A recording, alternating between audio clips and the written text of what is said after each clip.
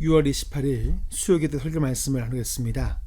본문은 사사기 1장 1절에서 7절까지 말씀이고 제목은 여호수아가 죽은 후에라는 말씀으로 하나님 말씀을 나누겠습니다. 오늘부터 사사기 말씀을 통해서 하나님의 말씀을 나누고자 합니다. 서울신학대학교 구약학을 가르치시는 한 교수님께서 하신 말씀이 한국 교회가 성경 말씀 중에 사사기를 가장 많이 읽지 않고 설교하지 않는 이유는 한국 교회가 지금 사사시대를 담고 있기 때문에 사사기 말씀은 불편한 책이다 라고 말을 하였습니다. 오늘부터 우리가 사사기 말씀을 통해서 현재를 살아가는 우리 그리스도인들의 모습을 비추는 거울을 삼고자 합니다. 바울은 갈라디아서 3장 24절 말씀에 이렇게 말씀합니다. 이같이 율법이 우리를 그리스도께로 인도하는 초등교사가 되어 우리로 하여금 믿음으로 말미암아 의롭다함을 얻게 하려 함이라 라고 말씀하신 것처럼 하나님의 말씀을 통해서 우리가 하나님의 뜻대로 바르게 가고 있는지 우리의 신앙은 올바르게 가고 있는지를 볼 수 있다는 것은 큰 축복이듯이 이 사사기 말씀을 통해서 우리가 하나님의 관점에서 바르게 살아가고 있는지를 확인하는 기준점이 되기를 축복합니다. 사사기 21장 25절의 말씀입니다. 그때에 이스라엘에 왕이 없으므로 사람이 각기 자기의 소견에 옳은 대로 행하였더라. 아멘. 사사기 말씀을 보면 중요하면서 반복되는 구절이 있습니다. 사사기 17장 6절, 18장 1절, 19장 1절, 21장 25절 말씀인데 지금 우리가 방금 읽었던 말씀입니다. 그래서 사사기 시대를 한마디로 정의하면 자기 생각이 판단의 기준이 되는 시대라고 말할 수 있습니다. 오늘 우리가 읽은 본문 말씀 사사기 1장 1절 말씀을 보시면 사사기 말씀을 이렇게 시작합니다. 여호수아가 죽은 후에 이스라엘 자손이 여호와께 여쭈어 이르되 우리 가운데 누가 먼저 올라가서 가나안 족속과 싸우리이까. 아멘. 사사기를 시작할 때 이 여호수아가 죽은 후에라고 시작하는 이유는 출애굽 시대에는 모세가 지도자였고 가나안 정복 시대에는 여호수아가 지도자였습니다. 하지만 사사 시대에는 모세와 여호수아 같은 이 지도자가 부재였던 시대가 바로 사사 시대였습니다. 아직 이스라엘 백성은 가나안 정복을 완전히 끝내지 못했고 아직 가나안 땅에는 여러 소수의 가나안 민족이 남아 있었습니다. 그런 상황에서 모세와 여호수아와 같은 이 지도자가 없었기 때문에 이스라엘 민족은 두려울 수밖에 없는 상황이었습니다. 그래서 이스라엘 백성들은 하나님께 나아가 가나안 족속과 싸울 때 누가 먼저 올라가서 싸울지 묻게 되는 것입니다. 이 말씀을 연구하면서 1절 말씀에 보면 우리 가운데 라는 말씀이 있는데 히브리어 원문을 보면 우리를 위해라고 되어 있습니다. 현재 이스라엘 가운데 지도자가 없으니 우리를 위해 누가 지도자와 같이 앞장서야 하겠는지를 이스라엘 백성들이 하나님께 물었을 때에 하나님께서 말씀하시기를 사사기 1장 2절 말씀 여호와께서 이르시되 유다가 올라갈지니라 보라 내가 이 땅을 그의 손에 넘겨 주었노라 하시니라. 아멘. 하나님의 말씀은 유다가 이스라엘을 위해서 가나안으로 올라가라고 말씀하십니다. 그리고 더불어서 그 가나안 땅을 유다의 손에 넘겨주시겠다는 승리의 약속도 하셨습니다. 여기까지는 모세나 여호수아가 있을 때와 모습이 크게 다르지 않아 보입니다. 하지만 사사기의 가장 큰 특징 중 하나가 바로 지파 간의 분열이었습니다. 본문 사사기 1장 3절의 말씀입니다. 유다가 그 형제 시몬에게 이르되 내가 제입 뽑아 땅 얻은 땅에 나와 함께 올라가서 가나안 족속과 싸우자. 그리하면 나도 내가 제비 뽑아 얻은 땅에 함께 가리라 하니 이에 시므온이 그와 함께 가니라. 아멘. 앞으로 사사기를 계속 말씀을 전하면서 보겠지만 지파 간의 끊임없는 분열과 다툼과 갈라짐을 보게 됩니다. 바로 이런 모습을 가장 처음 보여준 장면이 바로 유다가 올라갈 때에 시므온 지파에게만 가서 너희가 우리와 함께 싸우면 너희가 땅을 정복할 때 우리도 같이 도와주겠다라는 약속을 하치하면서 올라가 가나안과 싸우게 된 것입니다.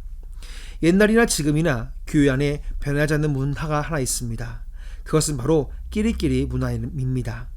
교회는 함께 마음을 맞춰가는 공동체입니다. 그런데 마음 맞는 사람들끼리만 마음을 맞추게 되면 그 안에서 점점 갈등과 분열이 일어나게 됩니다.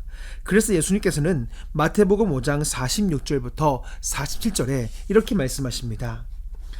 너희가 너희를 사랑하는 자를 사랑하면 무슨 상이 있으리요? 세리도 이와 같이 아니하느냐? 또 너희가 너희 형제에게만 무난하면 남보다 더하는 것이 무엇이냐? 이방인들도 이같이 아니하느냐? 아멘. 유다와 시몬의 연합 사건이 굉장히 좋아 보일 수도 있겠지만 이 일로 인해서 사사시대의 말씀을 보면 점점 지파 간의 갈등이 깊어지게 되고 사사기 마지막을 보면 레위인의 첩을 윤곽한 사건이 나오는데 이로 인해서 이 베냐민 지파가 사라질 위험까지 가게 되는 일이 벌어지게 된 것입니다. 이처럼 교회는 서로 연합하고 함께하는 일에 최선을 다해야 됩니다. 함께 갈 수 있는 지혜가 필요합니다. 하지만 오늘 말씀 속에서 유다는 하나님의 약속을 무시하고 인간적인 방법으로 시므온 지파와 연합해서 가나안을 정복하게 되는 불순종의 모습을 볼 수가 있는 것입니다. 사사기 1장 4절부터 7절까지의 말씀입니다.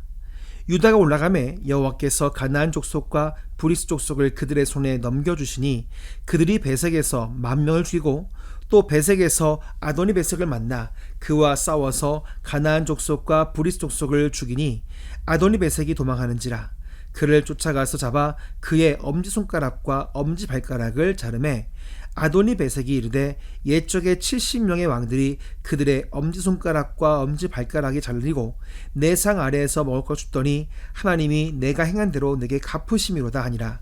무리가 그를 끌고 예루살렘에 이르렀더니 그가 거기서 죽었더라. 아멘.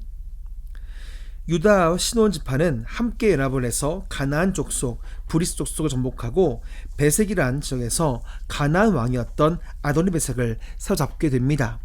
그런데 우리가 주목해야 하는 말씀은 바로 6절 말씀인데 6절 말씀을 보면 아도니 베색의 엄지손가락과 엄지발가락을 잘랐다라고 기록하고 있습니다.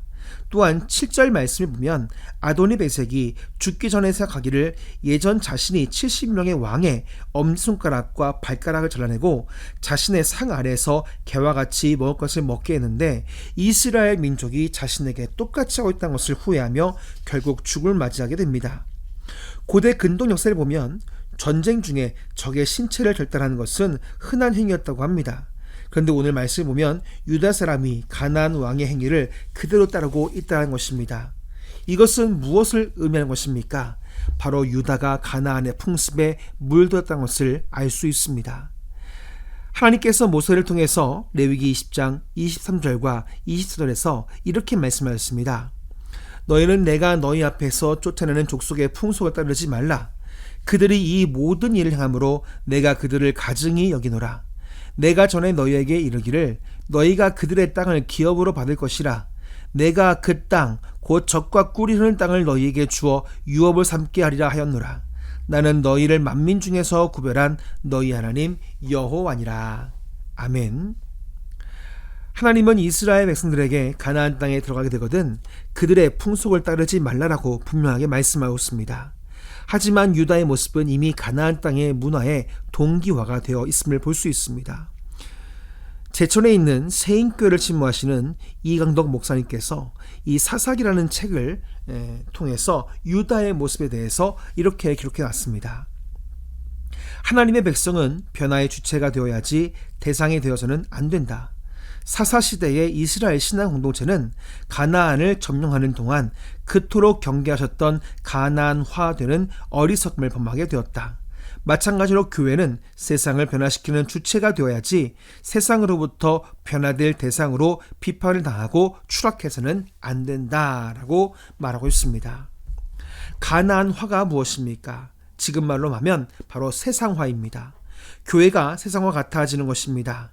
원래 교회가 세상을 걱정해야 되는데 지금은 세상이 교회를 보며 오히려 걱정하는 시대가 되어버렸습니다. 오히려 세상이 교회를 향해서 너희가 변화의 대상이 되었다라고 걱정하고 있는 것입니다. 하나님께서 사사기를 기록하게 하신 이유가 무엇이라고 생각하십니까? 그것은 이 말씀을 읽고 있는 우리도 이 세상에 동화되지 않고 거룩한 하나님의 백성으로 살아갈 것을 말씀하시기 위해서입니다. 유다는 하나님이 허락하신 승리를 가나안의 잔인한 풍습대로 누리고 있지만 자신이 가나안의 문화에 동화된 것을 인식하지 못하고 있습니다. 바로 이것이 우리가 경계해야 되는 것입니다. 성도 여러분, 우리가 알게 모르게 세상의 삶에 동화되고 있는지 깨어서 자신을 돌아봅시다. 또한 우리가 거룩한 백성으로 살아갈 수 있도록 말씀을 통해서 자신을 돌아볼 수 있는 그런 지혜를 갖는 우리 모두가 되기를 간절히 축복합니다.